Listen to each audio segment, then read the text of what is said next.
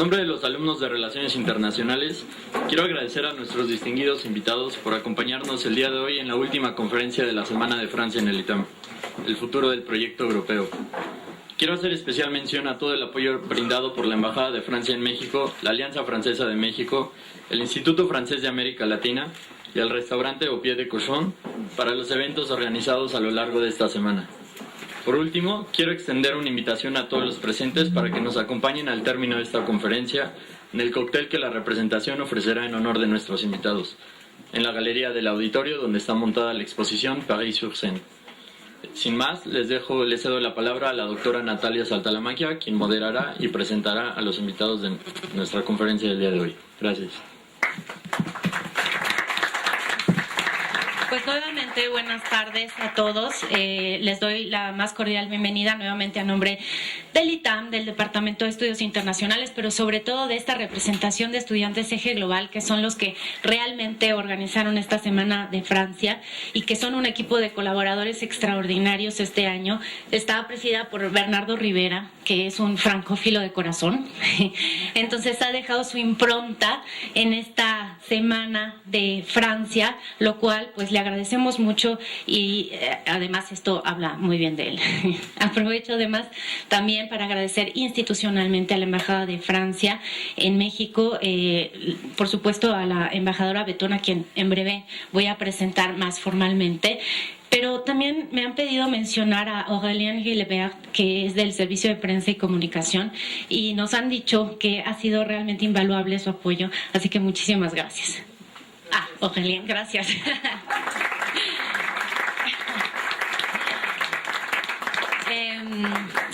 Como ustedes saben, estamos reunidos hoy para hablar sobre el futuro del proyecto europeo. Este es un tema de lo más relevante. No solo es relevante, sino que hoy en día es cierto que están abiertas muchas interrogantes, así que yo creo que esta conferencia es sin duda muy oportuna. Y para fortuna de todos tenemos la presencia de 3 ponentes de primera. Voy a hacer la presentación de ellos. La idea es que cada uno haga una intervención de hasta 15 minutos con el objetivo de que después podamos abrir el piso para las preguntas y la intervención del público y entablemos un diálogo con estos invitados que tenemos esta tarde. Entonces, en primer lugar voy a presentar a la embajadora de Francia en México, la embajadora Elisabeth Betón de Lève, que es diplomada del Instituto de Estudios Políticos de Lyon, egresada de la Escuela Nacional de Administración en 1982, tiene el rango de ministro plenipotenciario segunda clase. No, primera. Ok, primera clase. Ha ejercido cargos en el área de Relaciones Culturales, Científicas y Técnicas en el Ministerio de Asuntos Exteriores de la República Francesa. Fue segundo consejero en la Embajada de Francia en Irak, primer consejero de la Embajada de Francia en Etiopía, subdirectora de la Dirección de Recursos Humanos del Ministerio de Asuntos Exteriores, primer consejero de la Embajada de Francia en Turquía, directora de Cooperación Universitaria, Científica y de Investigación del Ministerio de Asuntos Exteriores, directora general adjunta de la Cooperación Internacional y del Desarrollo del propio ministerio, y en 2005 fue nombrada embajadora de Francia en Chile. Posteriormente ocupó el cargo de directora de las Américas y el Caribe en el Ministerio de Asuntos Exteriores, y hace menos de un año, en junio de 2012, la señora Betón de Lève fue nombrada embajadora de Francia en México. Ha sido condecorada con la Orden Nacional de la Legión de Honor y con la Orden Nacional del Mérito. Le damos la más cordial bienvenida al ITAM, a la embajadora del ITAM.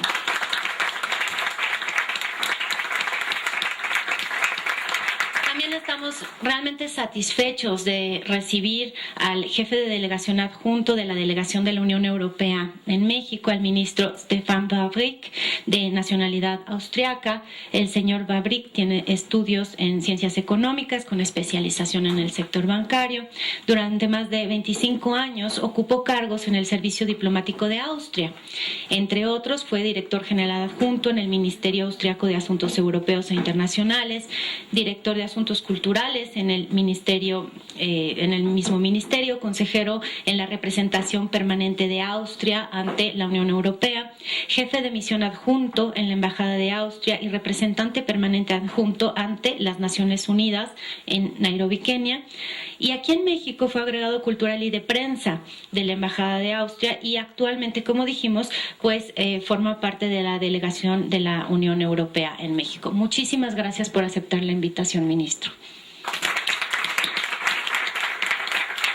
Y para hacer un comentario después de la intervención de nuestros invitados, está con nosotros el doctor Stefan Esberro, que difícilmente necesita presentación porque está en su casa.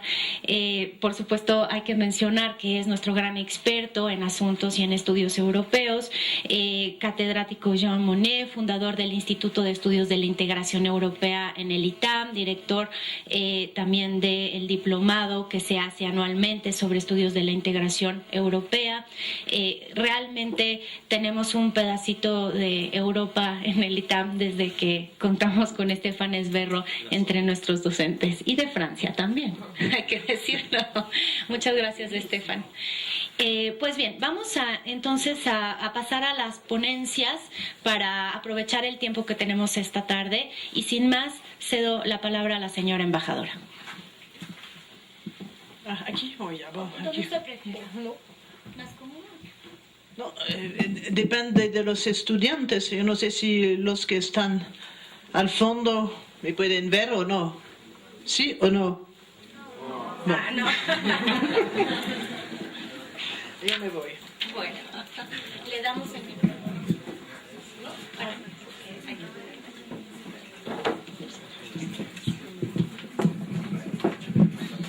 Bien, buenas tardes a todos y todas. Yo pienso que todos ustedes hablan et entienden français. C'est bien le cas, n'est-ce pas? Tout le monde comprend français. Je peux donc faire mon exposé en français?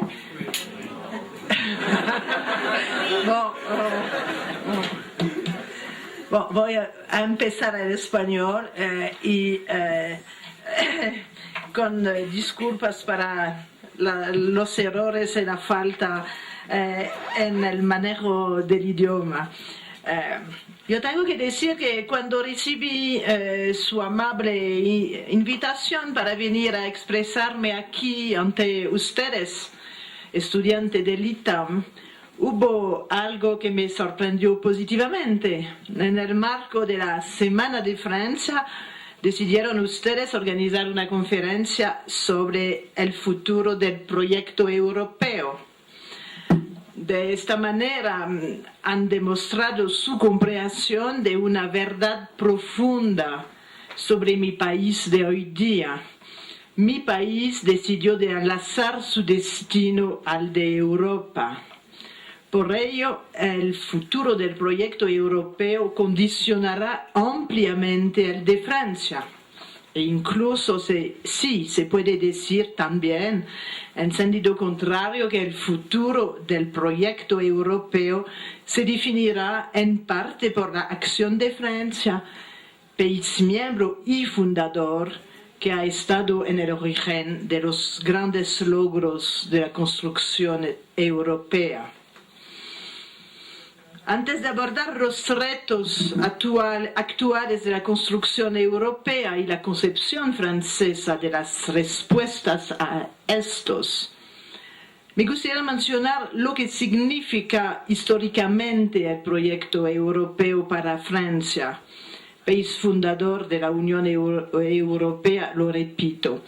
Porque yo pienso que quizás hoy en el debate sobre el futuro de Europa falta un poco de perspectiva histórica y por supuesto no se puede entender el presente ni prever el futuro sin bien conocer el pasado. Los objetivos, en primer lugar, ya que para evaluar el éxito o el fracaso de un proyecto es preciso considerarlos con respecto a sus objetivos iniciales.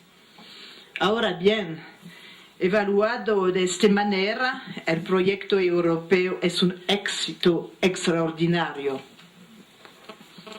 El primer objetivo del proyecto europeo primordial era la paz, hay que recordarlo. Era necesario conjugar para siempre el aspecto de una nueva guerra entre europeos que habría amenazado en la era nuclear la existencia incluso de Europa. Se trataba así de impedir una nueva guerra civil europea, según lo dicho por el mariscal Lyoté, guerra civil. La expresión es pertinente, pues recuerda que Europa es más que un conjunto geográfico. Los europeos, más allá de la diversidad de sus lenguas y tradiciones, comparten una historia, una cultura y valores que son el fundamento del proyecto europeo. Impedir la guerra.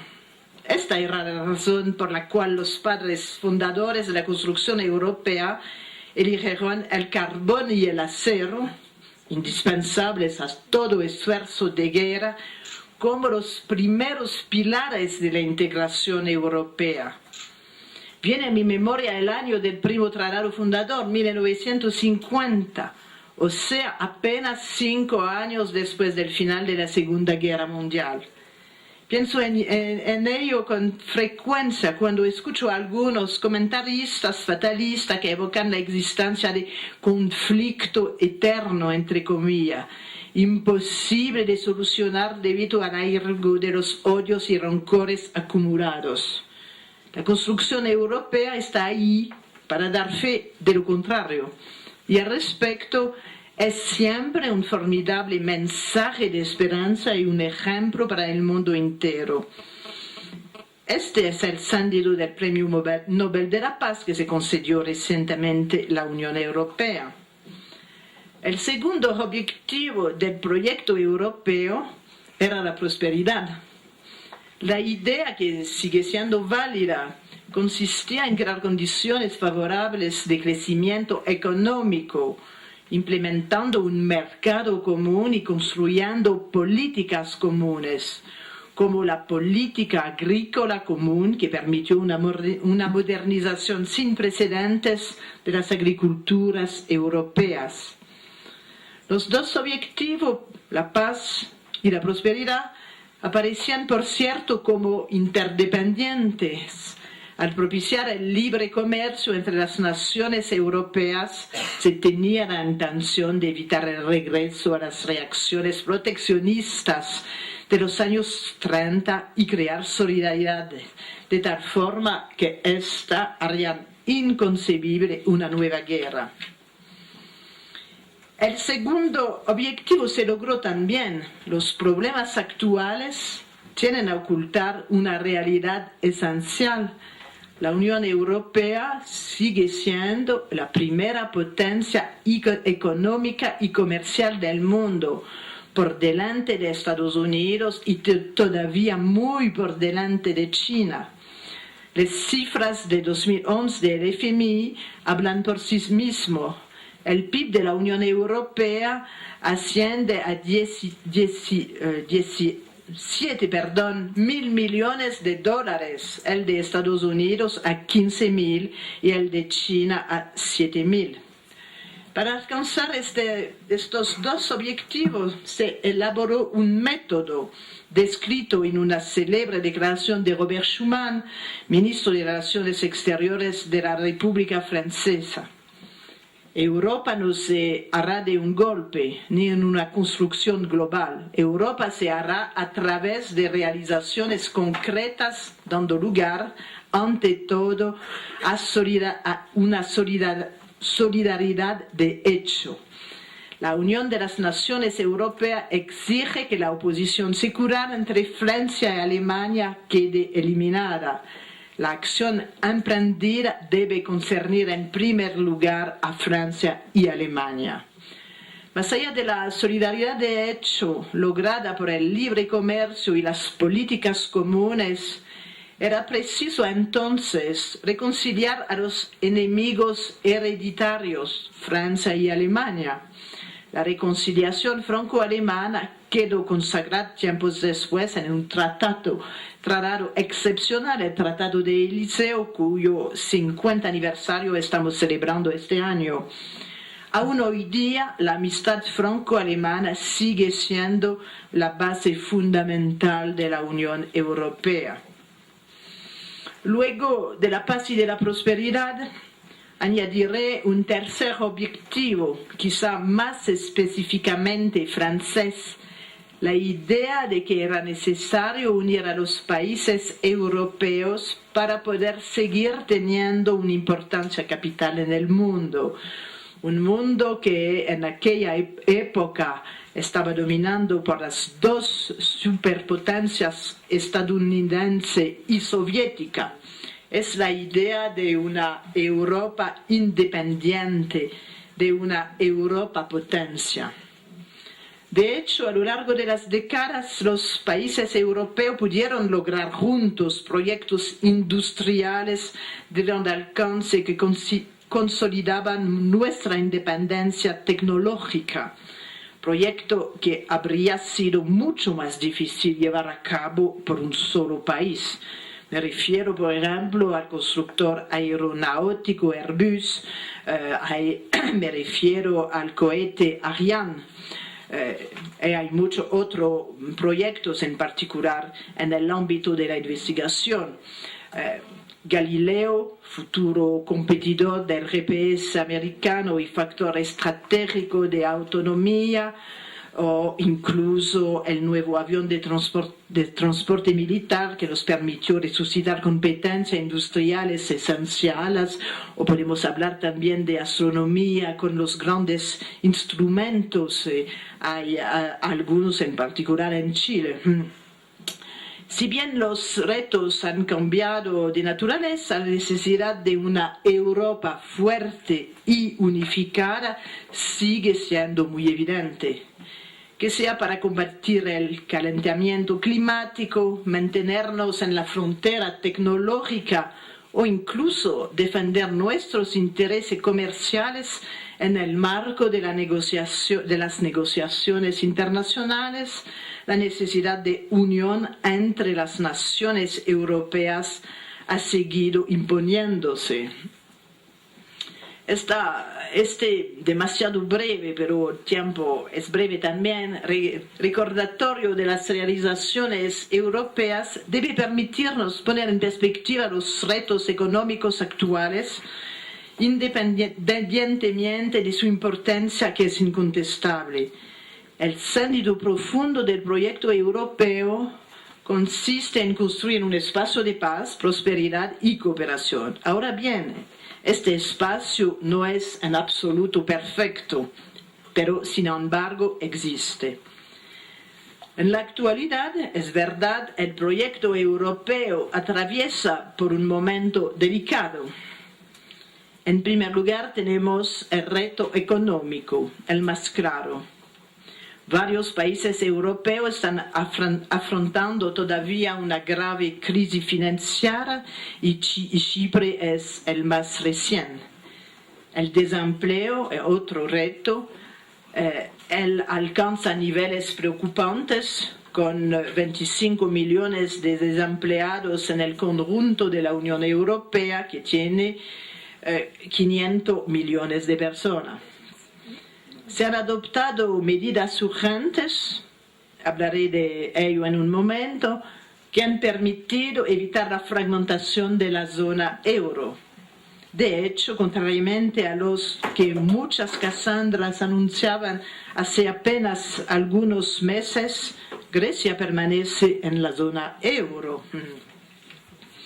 Pero también debemos afrontar el reto democrático. Europa se dotó muy pronto de instituciones democráticas sin precedentes. En 1979 eligió por primera vez un parlamento continental por sufragio universal directo, pero estos últimos años la adhesión del pueblo o de los pueblos europeos al proyecto de integración ha dado la impresión de doblegarse, y como acontecimientos principales en 2005 se produjeron los no del pueblo francés y holandés, ambos pueblos fundadores que se oponían a la Constitución, a la nueva Constitución Europea. La complejidad institucional de Europa no es extraña. Ustedes, estudiantes de Relaciones Internacionales, lo saben bien.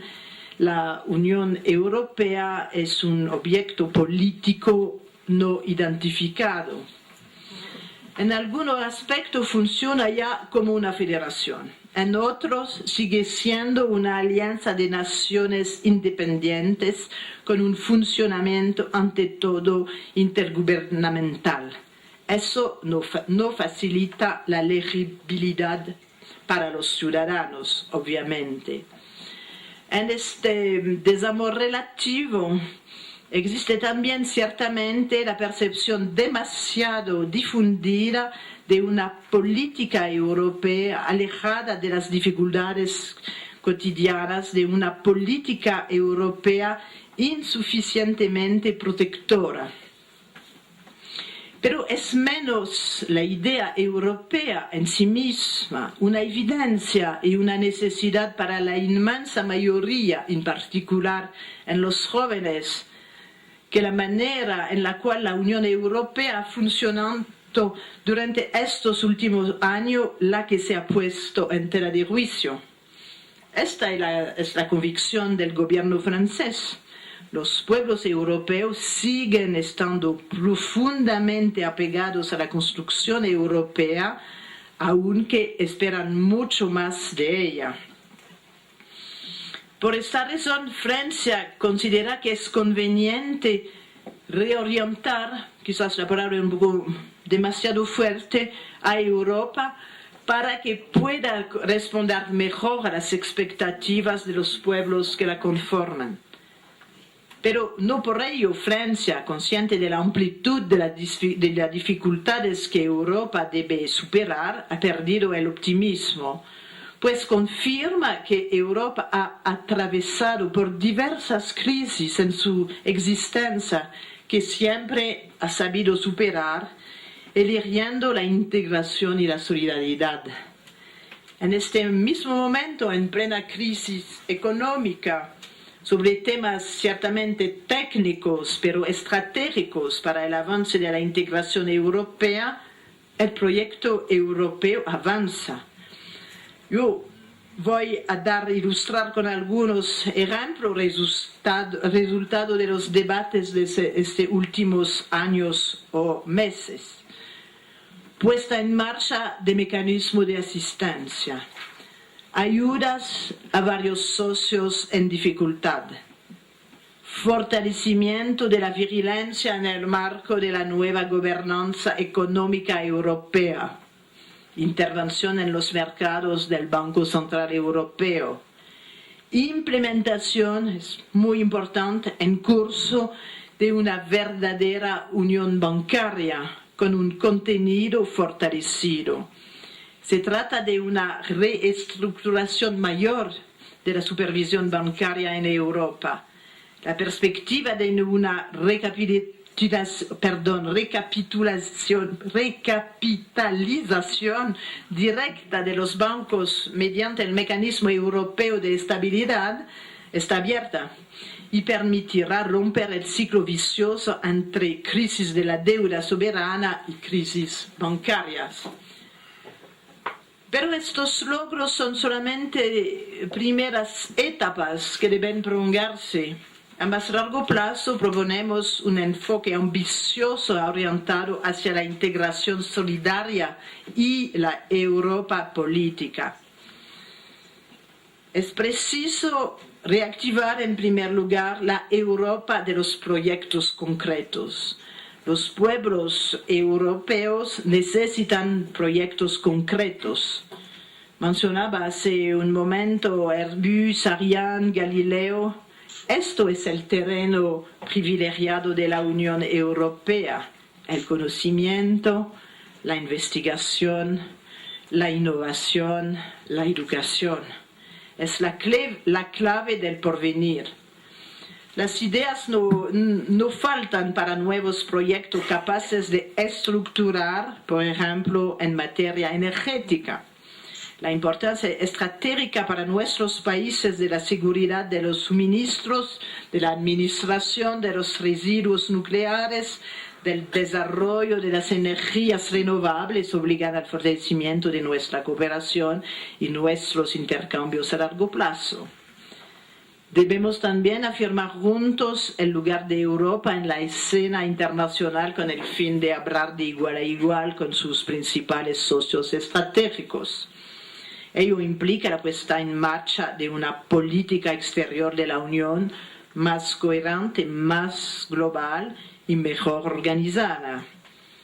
La Unión debe estar más presente todavía y más activa en las principales crisis regionales. Y dio fe que podía hacerlo en los Balcanes o en la crisis iraní. Debemos tener una política europea de seguridad y defensa fortalecidas. Es un gran reto. Por lo que a ella se refiere, Francia asumió su responsabilidad en Mali. Al llamado de las autoridades de este país, en coherencia con las resoluciones de las Naciones Unidas, actuamos con la urgencia debida para evitar el desmoronamiento de Mali. El apoyo del conjunto de los Estados miembros fue valioso. El primer contingente de instructores aportado por los Estados miembros para dar una formación al ejército de Mali acaban, por cierto, de llegar al país. Para implementar estos proyectos, para dar esta visión del futuro, para concretizar esta visión de futuro, para dar una lectura más fácil a los ciudadanos europeos, Francia aboga por una Europa diferenciada. Europa no puede contentarse con ser un mercado, un presupuesto, una moneda. Tampoco puede ser únicamente un conjunto de reglas necesarias para vivir juntos. Europa ya no puede ser una superposición de naciones que vienen cada una de ellas a buscar en la Unión lo que les sería útil para ella y solo para ella. Una Europa diferenciada de acuerdo con nuestra percepción no es entonces una Europa a la carta. La Europa diferenciada es para nosotros, en nuestra concepción, una Europa en donde algunos estados deciden ir hacia adelante, más allá de la base fundamental de las competencias comunes que deben mantenerse. Este es el planteamiento que ha permitido sobrepasar las fronteras con Schengen, crear una moneda única con el euro. Este planteamiento es el camino de las cooperaciones reforzadas, abierto a todos aquellos que quieren unirse a ellas. En una unión compuesta hoy día de 27 Estados miembros, este método no es el único, a nuestro parecer, viable para hacer más profunda, etapa tras etapa, la construcción europea.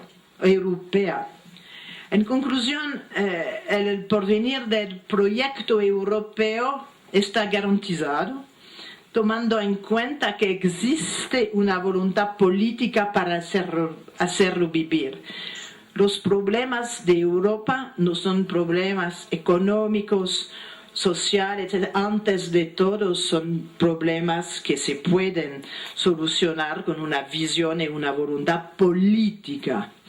Y está garantizado sobre todo porque los jóvenes, es decir, su generación, no pueden concebir su vida fuera de este marco, el de la libre circulación, el de los intercambios intensos entre naciones europeas.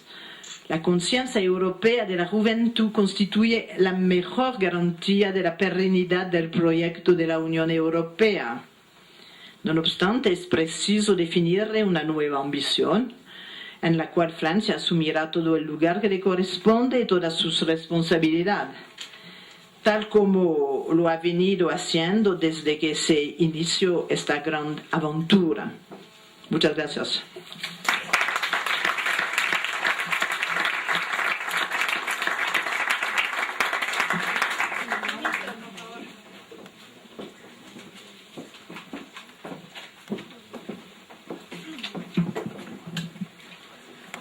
Buenas tardes y muchas gracias por la invitación, por venir hoy. Intentaré hablar solo 15 minutos, lo que es difícil porque soy un fanático de la Unión Europea, entonces solo 15 minutos es poco. Y quizás se van a olvidar de todo lo que hablo, pero entonces por eso le digo las dos cosas que si se olvidan de casi todo, se recuerdan quizás, ¿no? Primera cosa es que lo pueden utilizar para los estudios de relaciones exteriores, y como mencionó la embajadora, que no se puede entender hoy el futuro sin conocer la historia, ¿no? Eso vale para un austríaco, un diplomático austríaco que viene a México, que no puede entender la no reelección sin conocer la historia de México. No puede entender la nacionalización de Pemex también sin conocer la historia de la historia. Ahora, para entender el proyecto europeo es lo mismo, ¿no? Entonces, primero que sí, pienso que sin la historia, el pasado, no podemos entender el proyecto europeo. La segunda cosa, que quizás no se olviden, es que el proyecto europeo sí es un proyecto político, ¿no? Si leen los periódicos todos los días van a ver los analistas que dicen que el euro va a desaparecer en 2 días, Brexit, ¿no? Grecia va a salir, Chipre no hablamos, y quizás que si cae el euro, cae todo el sistema de la Unión Europea, todo el proyecto. Bueno, ya se puede leer 2 años en los periódicos, todavía existe la Unión Europea, por eso tengo un empleo todavía aquí en México. Entonces, si hablamos del proyecto de paz de la Unión Europea, quería mencionar y citar el Comité Nobel, cuando dio el premio Nobel a la Unión Europea hace un par de meses. Dijo el Comité Nobel de Noruega desea hacer hincapié en lo que ve como el resultado más importante para la Unión Europea: una lucha exitosa para alcanzar la paz y la reconciliación, la democracia y los derechos humanos. Entonces, bueno, pienso que quizás ustedes como estudiantes de asuntos internacionales sí lo realizan. Mismo si en los periódicos se ve más el aspecto económico en los últimos años, sí, el proyecto europeo fue un proyecto primero político y de paz, y toda la construcción económica que mencionó la embajadora de la Comisión para Acero y el Carbón fue un instrumento económico para lograr un proyecto que fue de paz y de prosperidad. Entonces, a nivel de la paz, pienso que sí hemos logrado es muy exitoso el sistema y el proyecto de la Unión Europea, y si quieren tener una idea personal de lo que es, solo me miran, ¿no? Yo soy la solución a las guerras europeas. Si yo soy mitad austríaco, mitad francés, entonces todos mis abuelos y mi familia se mataron durante 3.000 años, ¿no? Y solo una vez, por primera generación, es mi generación que nació en un continente europeo sin guerra. Si ustedes estudian historia en la escuela en Europa, van a aprender las guerras de los griegos, de los romanos contra los galos, ¿no? Yo estaba en una escuela francesa y es por eso que tengo un acento francés.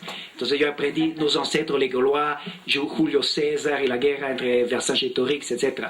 Entonces son 3.000 años de guerra. Y si yo tomo mi familia, mi abuelo, la parte francesa estaba en Vietnam, entonces se fue a un campo de concentración japonés, sobrevivió por suerte, y el austríaco, cuando los nazis entraron en Austria, tomaron todos los hombres de más de 18, los pusieron en el ejército alemán y lo mandaron a Rusia.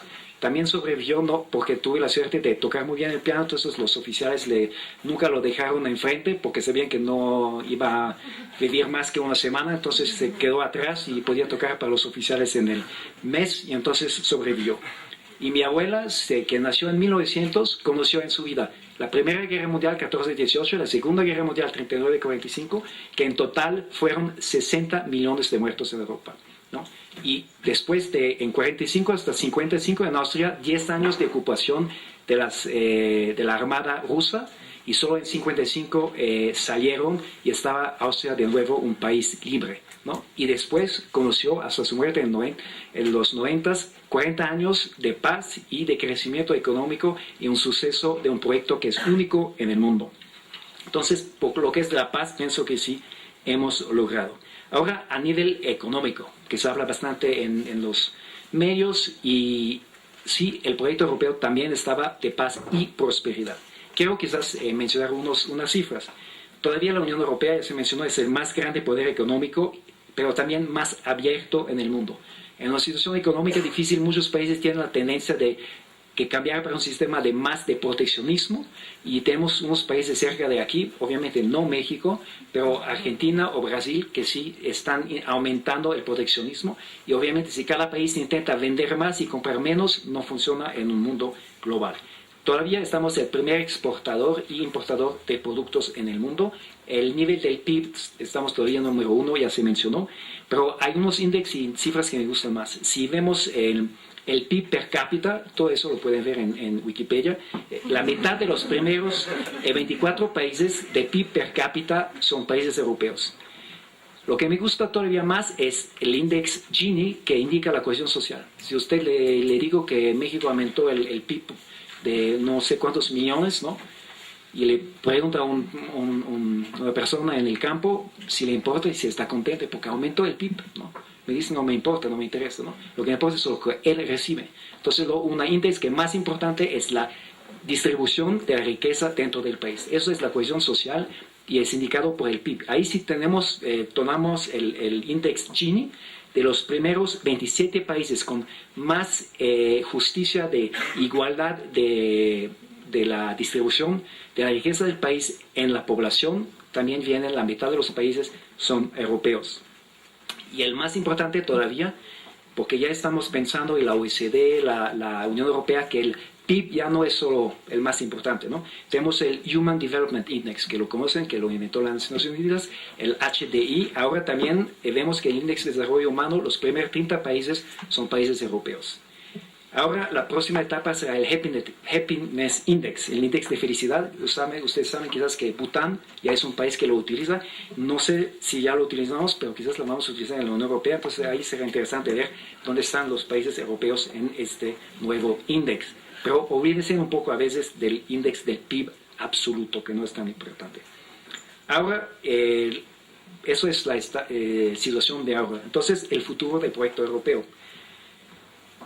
Vamos a hablar el futuro político y después el bienestar, la economía, el sistema social y también la cultura. Entonces, las preguntas que vamos a tener para el futuro a nivel político es de escoger entre armonización o nacionalización. El sistema europeo funcionó porque se ponieron unos países, y ahí estaba el motor franco-alemán, decir, ponemos todo junto para evitar discordia y guerra al final, ¿no? Todo el sistema de la construcción europea es paso a paso, si vemos desde el inicio del proyecto europeo, una armonización, una cooperación política, también no solo económica, pero también política, en la política común, política de defensa, etc. Entonces, hay riesgos en una crisis, sí, que la gente se olvide, y entonces tenemos que ver si en el futuro vamos a continuar a tener un mundo global, más armonización, más cosas conjuntas entre los europeos, o más nacionalización. Hay un riesgo en los medios, en partidos de extrema políticos que dicen nosotros y vamos porque pagamos para los vecinos, etc. Eso es una cuestión que tenemos que cuidar en el sistema. La ampliación, también estamos 27, vamos a estar 28 en julio con la llegada de Croacia. También hay unos que dicen quizás el tamaño ya es demasiado grande, manejar una diversidad cultural, histórica, social, etcétera, y política con 27 ya no se puede ampliar más la Unión Europea. Pero la Unión Europea es un sistema abierto. En las reglas, en los tratados, no está dicho que cuando estamos 27 o 28 o 29 ya basta y no más. Hay unas reglas políticas, derechos humanos, democracia, etcétera, obviamente regional del continente, pero todavía la Unión Europea está abierta a países que tienen el mismo sistema de democracia, derechos humanos, Estado de Derecho, etcétera. La voluntad política. También hay una responsabilidad política de los políticos. Si funcionó el proyecto europeo, en toda honestidad, a nivel personal, pienso que es increíble que después de la guerra, tan cerca de unas matanzas de muertos en cada parte, hemos tenido unos políticos que fueron capaces de decir, ya no queremos más las guerras entre Alemania y Francia, porque había 3 guerras. En 1870 había la primera. Entonces, la Segunda Guerra Mundial ya estaba la tercera guerra entre Francia y Alemania. No queremos más y vamos a trabajar juntos, no para venganza, pero para cooperar. Eso fue increíble, la visión de esos políticos, pero se necesita quedar con esta visión y con el deseo y la responsabilidad política de todos los jefes de gobierno de decir, hemos inventado un sistema que sí necesita una responsabilidad política. La responsabilidad política es cuando yo regreso de Bruselas como político en mi país, de decir, hemos tomado una decisión que quizás para mi país, para ustedes, no es perfecta, le va a costar algo, pero a nivel de nosotros todos, para garantizar la paz vale la pena, para garantizar la armonía económica, sí vale la pena pagar para Grecia. Son lejos. Ustedes piensan que son siempre en la playa no haciendo nada. No es así, ¿no? Vale la pena para los alemanes sí pagar para Grecia o para Chipre, que no todo el dinero aquí es de Rusia o no sé, de la mafia, hay también dinero normal. Entonces vale la pena ayudar a Chipre, porque tenemos un sistema de solidaridad y que pensamos que vale más todos juntos que si nos separamos. Entonces eso es la solidaridad entre miembros. Vale la pena tener solidaridad, pero cuesta, obviamente. Si uno está en un club, tiene que pagar su membresía. La ciudadanía, eso es un problema. Tenemos un sistema donde obviamente cuando crece el sistema y las instituciones están en Bruselas, no solo en Bruselas, también en Estrasburgo y en unas ciudades de la Unión Europea tenemos agencias, pero más o menos la mayoría de las decisiones son en una ciudad que es Bruselas, ¿no? Entonces hay una tendencia, la gente dice, los burócratas, ¿no? Como yo, que no tienen idea de lo que se pasa en mi país, etcétera, toman decisiones que... Entonces, y el Parlamento Europeo también, por la distancia, problema de la lengua, etcétera, es difícil tener una ciudadanía europea.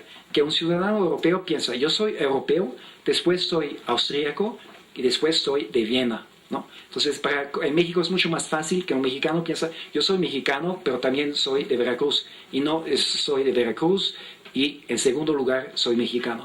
A nivel europeo, como tenemos 3.000 años o 4.000 de cultura, de lengua, etcétera, es más difícil, pero eso es necesario para tener un apoyo de todos para el proyecto europeo. Entonces, eso es una guerra de cada día de aumentar la identificación de los europeos con las instituciones, que sí son a veces complicadas, teóricas, etcétera, para que se dicen, ok, yo quiero ser europeo y apoyo el sistema y el proyecto.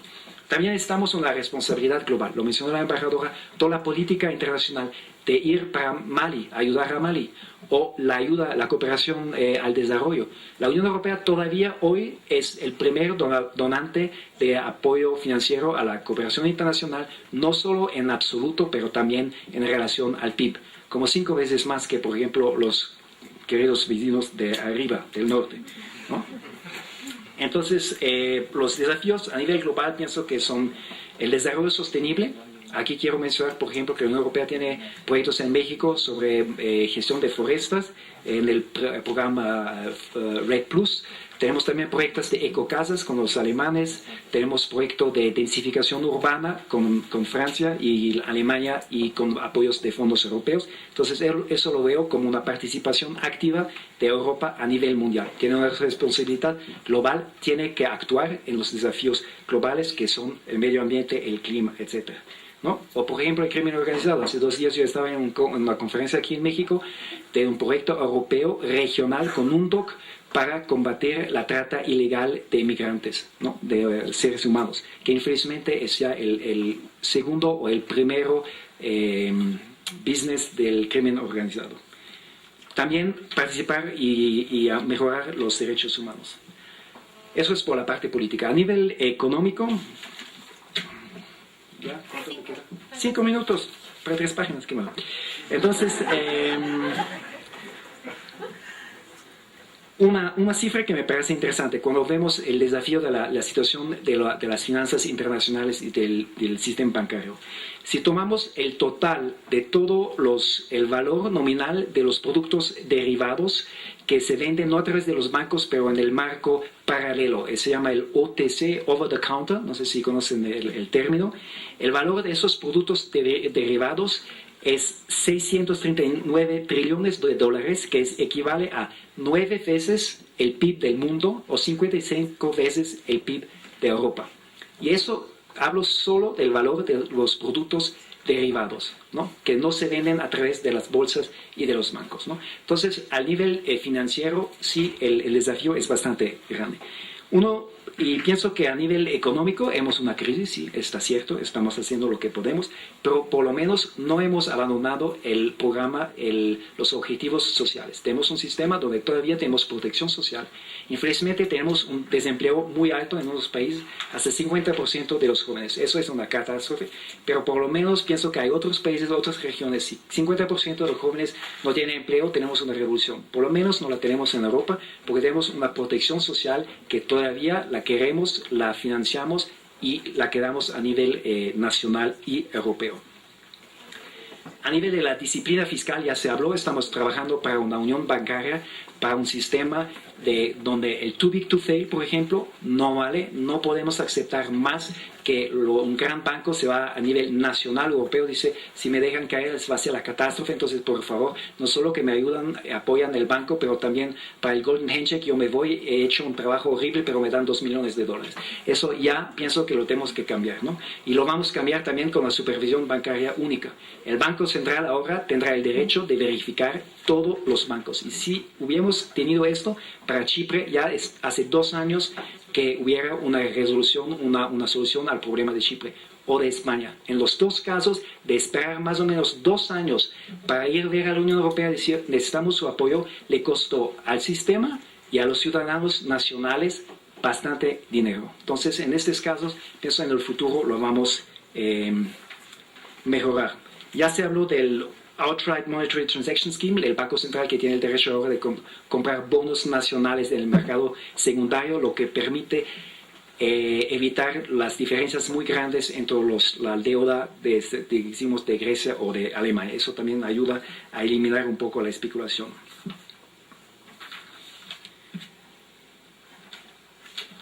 Ya no más un minuto, ¿no? Pienso. Ok, se habla también que quizás estamos a veces lentos en la Unión Europea para responder a los desafíos económicos y la crisis de la deuda soberana o de los mercados internacionales. Puede ser, pero de otra manera pienso que primero en los últimos 2 años, por la crisis hemos tomado decisiones y medidas a nivel institucional dentro de la Unión Europea más rápidas y más importantes que en los últimos 20 años. Entonces, de esa manera, quizás nos ayudó la crisis para entender mejor la situación global de los mercados financieros, de medidas macroeconómicas, la cooperación de todos los países miembros, y sí, lo vamos a hacer mejor. Tenemos el semestre europeo, que es todos los países miembros a nivel de los jefes de Estado se ponen juntos y analizan la situación económica a nivel de toda la Unión Europea y de nivel mundial y toman decisiones juntos. Y un país puede decir al otro, un jefe de Estado al otro, yo pienso que estás gastando demasiado para, no sé, autopistas en vez de investir para la educación, etc. Entonces realmente tenemos una cooperación política que es impresionante. No hay ninguna región en el mundo donde hay posibilidad de política, ¿no? Y si estamos lentos, a veces me digo, bueno, y Mercosur, no sé si es más rápido, ¿no? Y la reforma de las Naciones Unidas, desde que yo soy diplomático, se habla, no cambió nada. Consejo de Seguridad, intentan unos entrar, también no pasó mucho, ¿no? Entonces, esos son los desafíos regionales. 2 cosas para los desafíos globales europeos. Lo que yo pienso que en el futuro del proyecto europeo tenemos que responder a 2 desafíos globales. Uno es educación y empleo. Yo pienso que si queremos tener un sistema que todavía funciona y en un mundo global responder a la situación económica, es educación, educación, y la tercera cosa es educación. Entonces, cuando estaba por llegar aquí y preparando mi speech, estaba también recibiendo todos los emails de Bruselas sobre todo lo que pasa a nivel europeo, y recibí 2 cosas, 2 mails sobre estudios europeos, y eso me parece el más importante. Un mail estaba, un estudio europeo que dice, se avanza en la lucha contra el abandono escolar y aumenta el número de titulados superiores, pero los chicos, lamento, van cada vez más a la zaga. Y dice el estudio europeo que según las cifras correspondientes a 2012 publicadas hoy por Eurostat, la mayoría de los Estados miembros de la Unión Europea han avanzado en la consecución de los objetivos de educación de Europa 2020 para reducir la tasa de abandono escolar a menos del 10% y aumentar la proporción de jóvenes con titulación superior a más del 40% de aquí a 2020. Después dice, la proporción de jóvenes que abandonan prematuramente la escuela se sitúa en un promedio del 12.8% de la Unión Europea, lo que supone un descenso con respecto al 13.5% de 2011. En 2012, 35.8% de las personas de 30 y 34 años en la Unión Europea habían finalizado estudios de educación terciaria frente al 34.6% del año anterior. Entonces sí, estamos mejorando paso a paso y eso me parece uno de los objetivos más importantes a largo plazo de la Unión Europea. Y dice también, en general, las chicas obtienen mejores resultados. Felicidades. La tasa de abandono escolar es un 24% inferior a la de los chicos. Quizás no utilizan tanto los juegos de computadoras. La segunda cosa es la democracia, el desarrollo de la demografía de la Unión Europea. Estamos un continente que está bastante viejo y entonces eso va poner una presión increíble a nivel económico y financiero sobre la Unión Europea. Entonces estamos un país de inmigración positiva, un país de destino. Pero entonces es por eso que el futuro de Europa son también los extranjeros, no la diversidad cultural que tenemos dentro de nuestros países, pero también la gente que viene de afuera del continente europeo. Y ahí, infelizmente, hay un estudio que salió hoy también, que dice que los hijos de los inmigrantes corren más riesgo de acabar en escuelas peor dotadas, según un informe. Aquí tenemos que también hacer un esfuerzo para aceptar, integrar y mejorar el nivel de conocimiento de estudios de todos los migrantes que son también, además de nuestros hijos, el futuro de Europa. Entonces, para finalizar, ¿cómo veo el futuro del proyecto europeo? Yo pienso que si vemos el pasado, sí, es el proyecto de paz más exitoso en toda la historia de la humanidad y lo vamos a mantener si tenemos todavía en la mente, mantenemos los valores de paz, la responsabilidad política y social. No nos olvidamos del pasado. Y segundo, si encontramos las herramientas para responder a los desafíos económicos de la globalización. Entonces mi esperanza es más Europa y no menos. Gracias.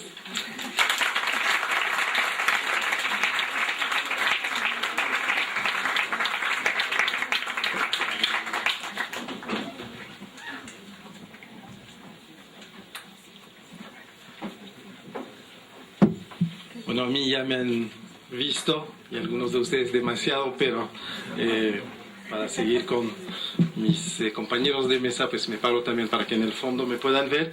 Y yo no voy a aportar mucho, yo creo que las dos exposiciones fueron bastante completas y pues dieron una idea del meollo de la idea europea, de la idea de este proyecto europeo y del futuro. Quiero recalcar que bueno, yo como profesor del ITAM estoy también muy convencido de la relevancia y del futuro de este proyecto, como mencionó amablemente Natalia, nuestra directora. Pues soy catedrático Jean Monnet, precisamente es una medallita que dan para los profesores que saben defender la idea europea a sus estudiantes. También fundamos aquí, lo mencionó, una cátedra Raymond Aron de estudios franceses que funcionó durante varios años aquí y que nos permitió tener intercambios muy estrechos con universidades francesas. Tenemos lazos muy estrechos con muchas universidades europeas, la Universidad Autónoma de Barcelona en particular, que también otorga dobles diplomas en estudios europeos con el ITAM. Y entonces, antes de empezar, quiero recalcar eso, mi convicción de que el proyecto europeo es un proyecto hermoso y que tiene futuro.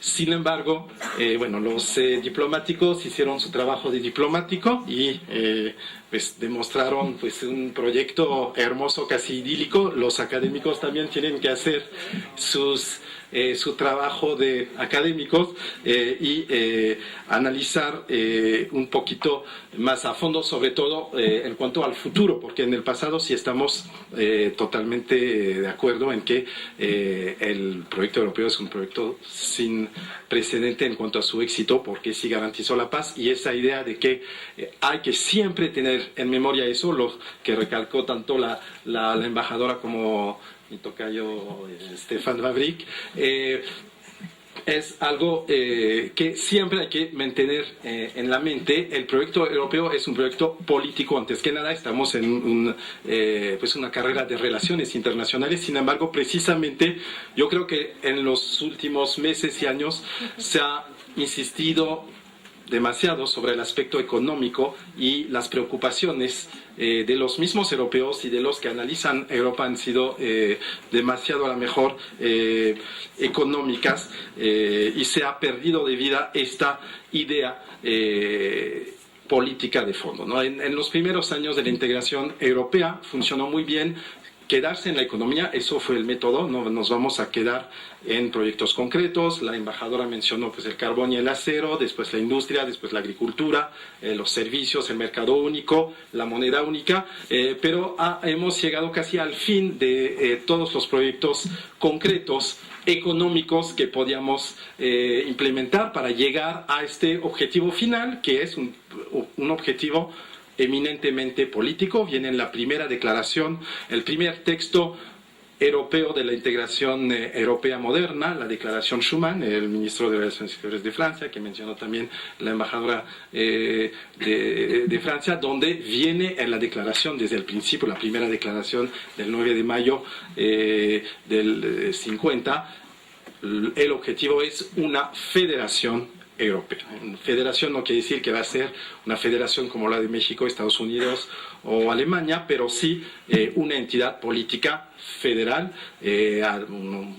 aunque no identificada exactamente. Entonces, este objetivo político sí está ahí desde el principio. Se ha avanzado mucho en el aspecto económico, en la integración económica.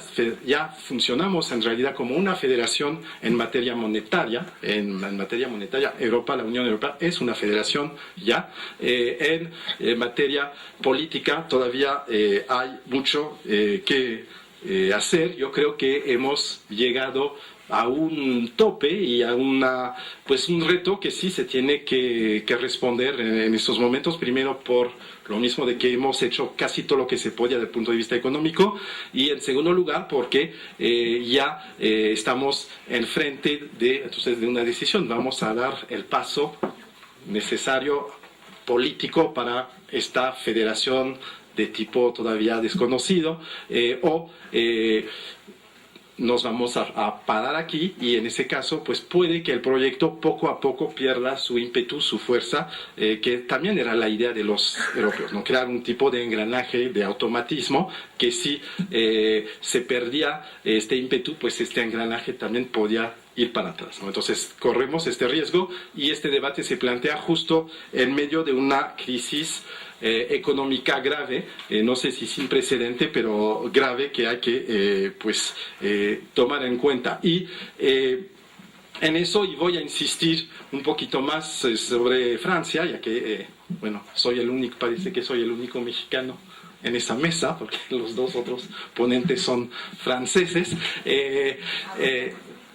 Franco-austríaco, según la historia de los abuelos de Stefan. Por lo visto el lado austríaco prevaleció, si es diplomático austríaco, pero el acento sí permaneció francés.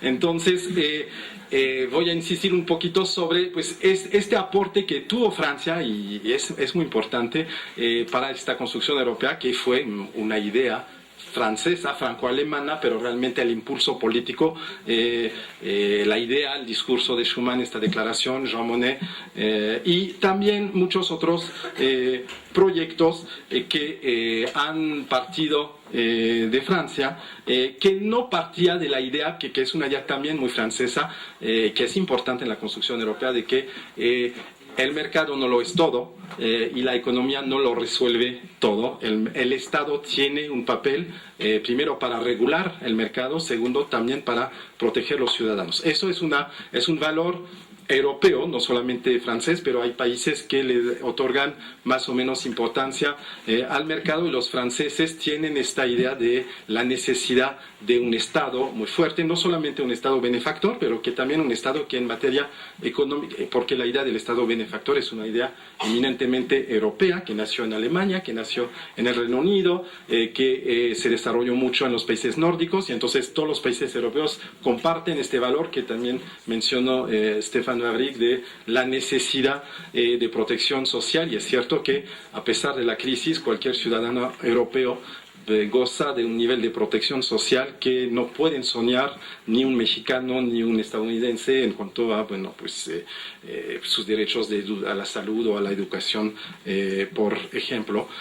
Sus derechos al trabajo, en cambio, es un poquito más problemático en esos momentos en Europa. Y entonces existe en Francia desde siglos esta idea de que el Estado tiene un papel que que desempeñar, que no es solamente el mercado el que puede guiar la lógica y los progresos políticos. Y, por ejemplo, pues es Francia que impuso, apoyado por muchos otros países, pero y que sigue defendiendo esta idea de política agrícola común tan criticada fuera de Europa, pero que también permitió, como en otros logros, permitió a los agricultores europeos tener un nivel de vida decente, permitió a Europa autoalimentarse y después ser un exportador importantísimo de productos agrícolas de calidad, con muchos problemas también, que no hay que negar, pero hay esta idea que yo creo se ha estado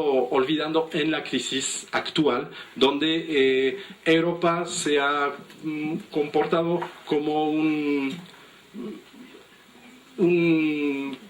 defensor acérrimo de los mecanismos del mercado, de la necesidad de respetar los grandes agregados económicos, macroeconómicos, sin dar tanta importancia a otros temas que son importantes, que también mencionaron los dos ponentes, y que pues están avanzando también, pero que no tienen que ver con el respeto de los grandes agregados, pues todo es esta reglamentación bancaria, la tasa Tobin, que se menciona poco, pero que en otras circunstancias se hubiera mencionado muchísimo, esa idea de que muchos países europeos, impulsados otra vez por Francia y algunos otros, impulsaron esta idea de que las transacciones financieras también debían de ser sometidas al impuesto, y hay, bueno, ahora esta idea que tiene el gobierno francés, a ver qué tanto éxito tiene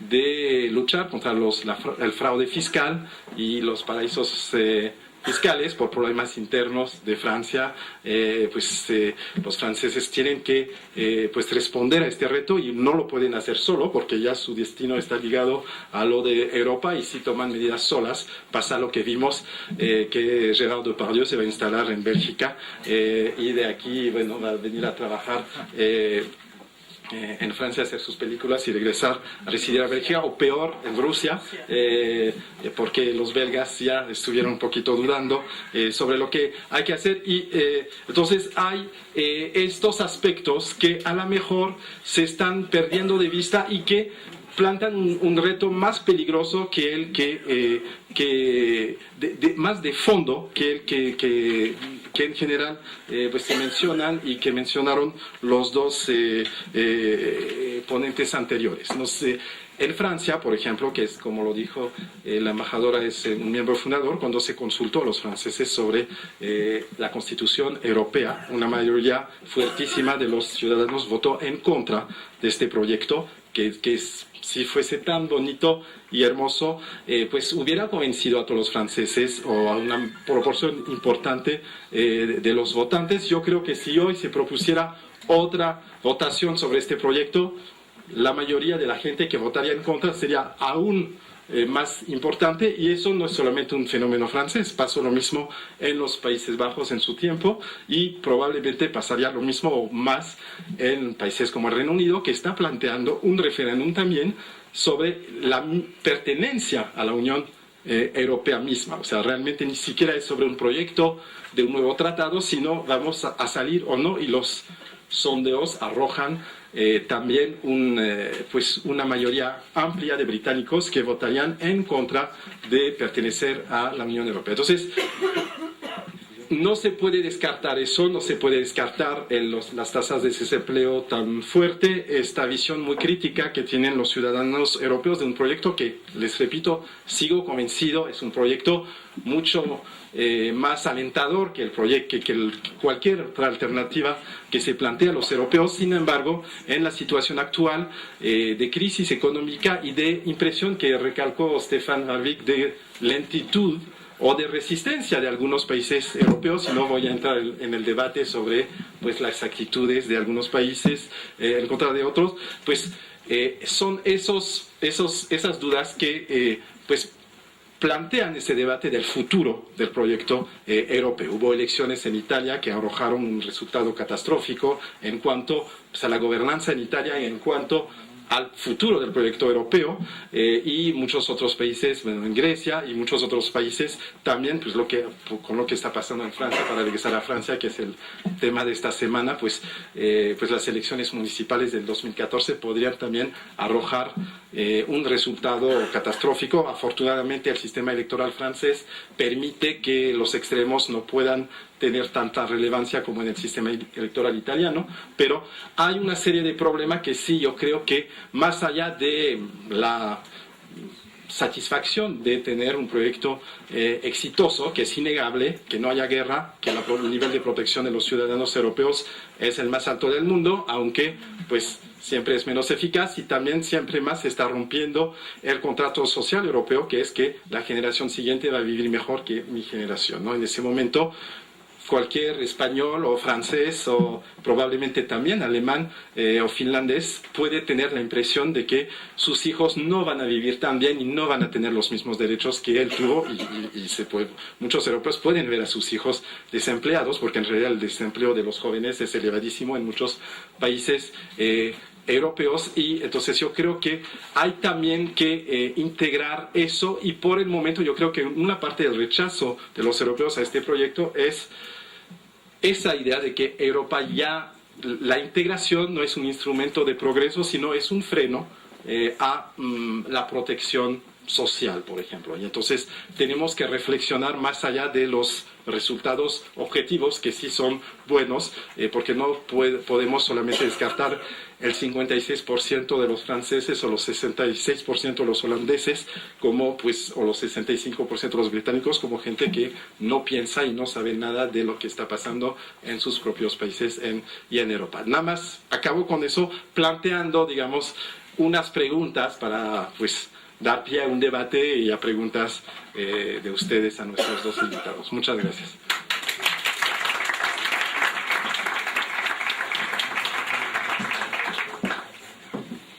Pues bien, tenemos muchos elementos puestos sobre la mesa: los desafíos económicos, los desafíos políticos, aquellos que tienen que ver con cómo responder mejor a las expectativas de los pueblos europeos a través del proyecto de integración. Se citaron los temas de educación. Realmente hay una serie de elementos que pueden suscitar una buena discusión. Los organizadores están muy interesados en darle la palabra a los participantes desde el público, así que con mucho gusto quisiera tomar 3 preguntas al mismo tiempo, de tal manera que ustedes nos hicieran favor de presentarse, plantear su pregunta y que sea breve el planteamiento, de tal forma que nos dé tiempo para hacer al menos 2 rondas. Así que adelante, por favor, si pueden levantar la mano, les llevamos el micrófono.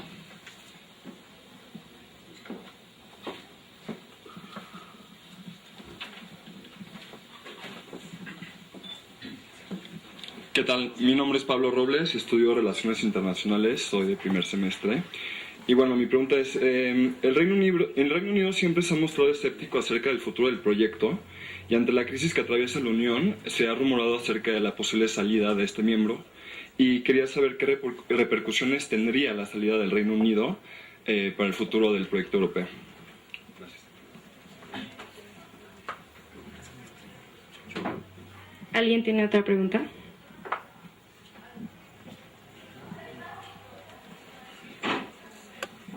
Hola, buenas tardes. Soy Edgar, estudio Economía y Relaciones Internacionales, y quería preguntar ¿cómo piensan finalizar la unión fiscal?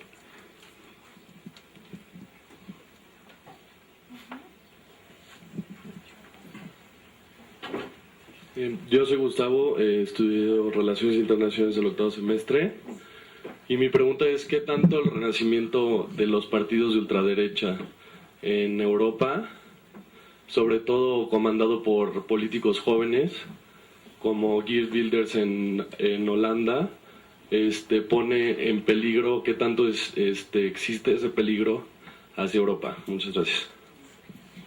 Bueno, yo creo que podemos empezar con dar respuesta a estos primeros 3 interrogantes. No sé si alguno de los ponentes quiere tomar la palabra primero. Primera pregunta, la salida de Gran Bretaña. Bueno, a nivel gastronómico no me importa. Si sale Francia, sí, me duele. Ahora, pienso que primero tiene que ver, esto es la responsabilidad política. Dice un político que todavía no está reelegido, que si está reelegido en elecciones, en 4 años va a hacer un referéndum sobre la salida de Gran Bretaña. Entonces, primero tiene que ser reelegido. Segundo, lembrarse de su promesa. No sé, si todos los políticos hacen siempre lo que dicen, el mundo sería diferente. Entonces, en 2017, Cameron, no sé si se recuerda o se olvida quizás que quería hacer un referéndum, porque si ve que la situación es diferente y que los británicos van a votar en favor, pienso que va a encontrar una razón fantástica que no vale la pena, ¿no? Entonces, ya 2 cuestiones, sí vamos a ver un referéndum. En tercero, pienso que cuando realmente el día que tienen, si hay un referéndum los británicos, de realmente votar, yo salgo o yo me quedo en la Unión Europea, quizás muchos van a realizar y pensar que esta decisión es una decisión histórica, ¿no? Y pienso que muchos quizás van a hesitar antes de salir, porque si ustedes hacen preguntas, etcétera, y los medios dicen, los europeos, el continente, etcétera, hay siempre este escepticismo y los británicos siempre tenían una visión un poco diferente de la Unión Europea, más liberal, cooperación económica, pero a nivel político menos que quizás ya tenemos en la Unión Europea.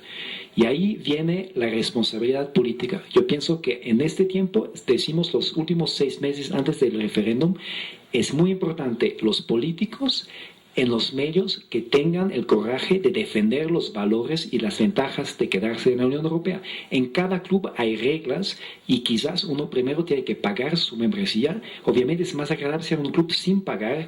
A veces quizás uno tiene un club de tenis que no ir con zapatos rojos o verdes, pero bueno, quizás así se puede tocar y jugar con los vecinos y todos en el club. Entonces sí, hay reglas, hay ventajas para todos. Y ya si ven lo que se hizo en Gran Bretaña, los industriales, mucha gente, los intelectuales, dicen que sería una catástrofe. Yo hablé con unos científicos, me dijeron que la mayoría de los estudiantes que vienen para Cambridge, Oxford, etc., son europeos o internacionales. El día que sale de la Unión Europea, que no participe más Gran Bretaña y estas universidades, el intercambio con los otros países en los proyectos que tienen fondos europeos de investigación, será una catástrofe para Cambridge y Oxford.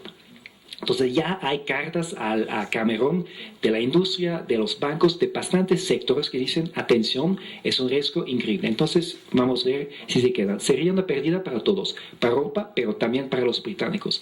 Pero obviamente a veces es mucho más fácil, ahí respondo a la tercera pregunta, los partidos populistas de extrema derecha, etc. Infelizmente es fácil en la mente de la gente cuando hay una crisis, una situación difícil, es más fácil decir, es la falta de los otros, pero no de mí. Si ustedes leen los periódicos griegos, la situación económica no tiene nada que ver con los políticos griegos de los últimos 10 años. No, la falta es de los alemanes que ya por 2 veces apoyaron con billones de euros a Grecia. Son ellos que lo hicieron mal. No, los gobiernos griegos, nada, perfecto todo. La mitad de los gastos del gobierno es el servicio público. ¿Por qué? Porque cada vez antes de las elecciones es muy fácil decir voy a emplear más 200,000 servidores públicos que pienso van a votar para mí porque yo le doy empleo. Pero después de unas elecciones tenemos demasiado, infelizmente, y ahora la mitad de los gastos del gobierno son el servicio público. Ahora la Unión Europea dice, estamos dispuestos a apoyarlos, pero sí tienen que reducir infelizmente esta parte de la economía que no es productiva. Necesita el coraje de unos políticos de decir a sus ciudadanos, lo hemos hecho mal. Hemos tenido el euro durante 10 años que nos permitió tener deuda a 3% en euro en vez de 12% en dracma antes del euro. Pero infelizmente, en vez de invertir este dinero para la educación, la investigación, la industria, etc., lo gastamos para los servidores públicos, para que cada parlamentario tenga su coche y 3 choferes. Entonces, eso es la responsabilidad política. Es muy difícil. Si tenemos partidos extrema derecha o populistas, es quizás porque durante los últimos 10, 15 años hemos tenido una clase política que demasiadas veces, cuando regresaba de las reuniones en Bruselas, en vez de decir, hemos tomado una decisión en Bruselas que es bueno para ustedes. Yo tomo, por ejemplo, el roaming para los celulares. Fueron leyes europeas que bajaron los gastos cada año para los ciudadanos europeos. Las empresas no lo querían porque ganan más dinero. Pregunta a Slim si le gusta bajar los costos. No, le prefiero un gasto alto. La Unión Europea cada vez dijo a las empresas, si ustedes no bajan el roaming activo y pasivo, vamos a pasar una ley europea que lo tiene, entonces después lo tienen que hacer. Y cada vez las industrias aceptaron bajar el roaming. Y el roaming en Europa es el más bajo. Misma cosa para transferencias bancarias. Dentro de la Unión Europea no cuesta nada. No porque a los bancos les gusta bajar los costos, pero sí porque la Unión Europea lo hizo. Entonces eso para ahora. La unión fiscal. Si estamos en un club, hemos visto que tenemos una globalización financiera, los mercados mandan el dinero en un ciento de segundos de una parte del mundo al otro, entonces sí, lo que necesitamos a nivel europeo es una unión fiscal. Tenemos que tener más armonización fiscal entre los países y también lo que más importante quizás que la unión fiscal es una competitividad más o menos similar. Tiene que ver los dos juntos, ¿no?